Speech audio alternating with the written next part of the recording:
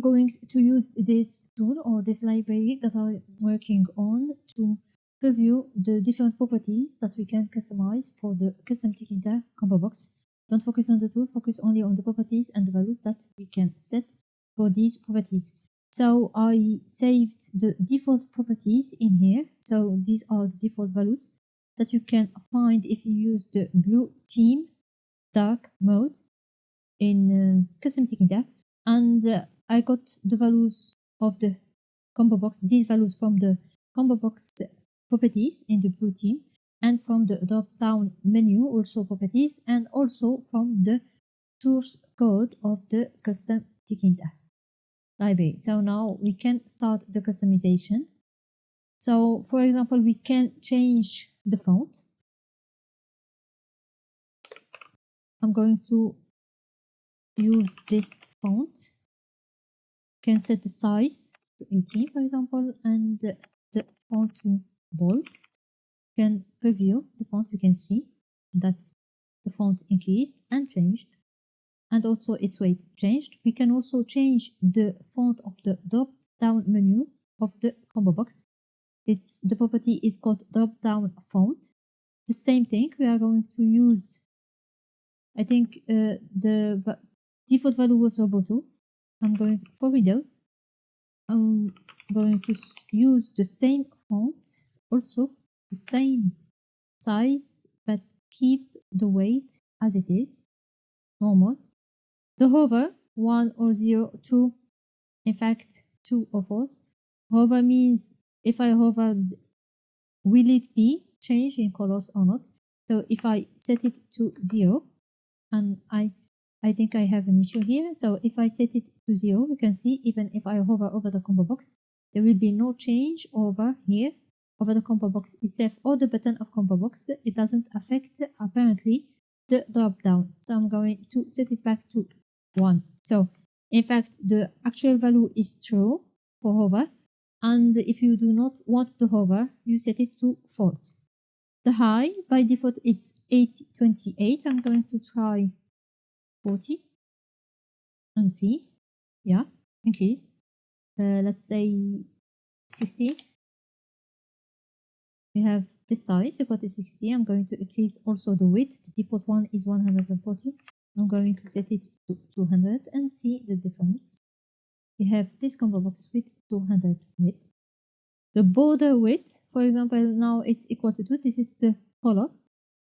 This is the border of the Combobox. If I set it to 5 and see here, you can see that the border increase. I can increase also the width, so we can clearly see the border. And the corner radius, this radius, now by default it's set to 6. If I set it to 10, we will have this rounded corner. If I set it to 50, we will have this type of Combobox.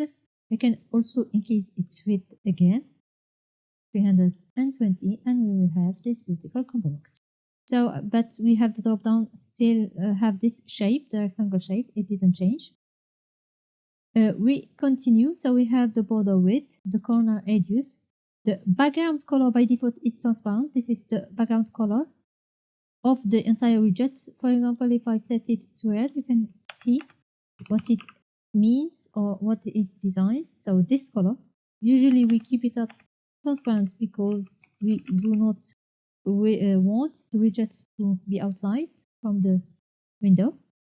The text color, the color of this text, for example, if I set it here to red, we will have this. You can see also the arrow color changed.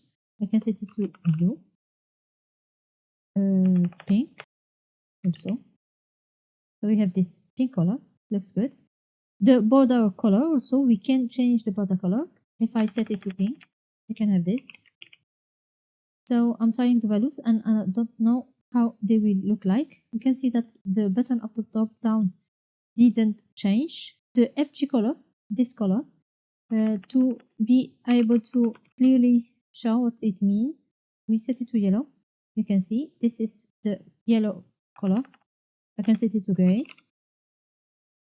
So this is gray color. dark gray. Maybe try a dark gray. Okay.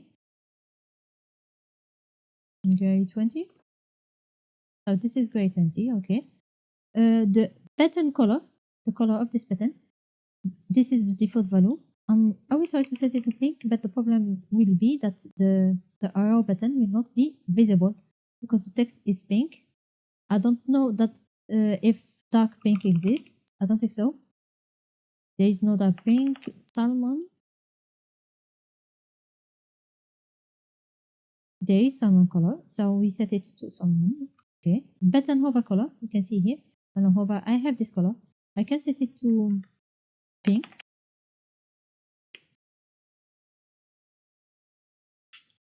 So I can set it to pink. We can see here when I hover over the button, I have this pink color, but again, the button is not visible, so I can set it to red.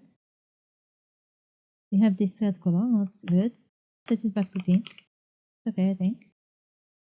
The drop down FG color, so the drop down of this, the color of this, or the FG color of this drop down, by default is equal to gray 20, the one we set for our FG color.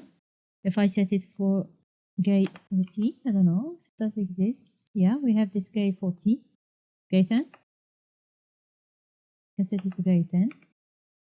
Preview. Again, we have this gray 10 color for the drop down. Drop down hover color. If I hover the color over the drop down, we see the change in the color. Drop down hover color, I can set it to 30 or 40. Not a big change, I think. So we have this drop down.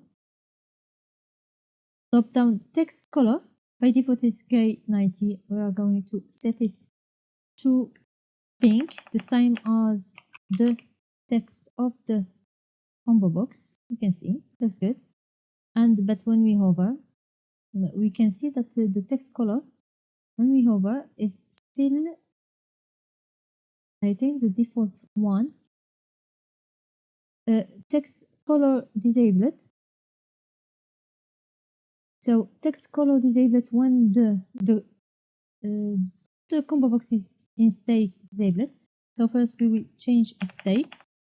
So we can see here that it is disabled. I think I forgot something. I added the wrong value.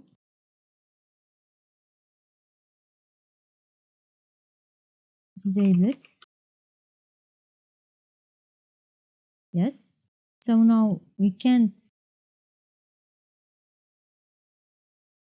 Actually, it doesn't look disabled. But if I change the text color of disabled to red, we'll be sure if the property is taken into account. So we have text color when the combo box is disabled. I will set it back to normal. If I set it back to normal, we can see that the color is back again to pink. And justify, by default it is left. So the justification of the text, so if I set it to right, we will see if there is any difference. The difference is in here, not its drop down, but in the combo box itself. Thank you for watching and see you in the next video. Bye.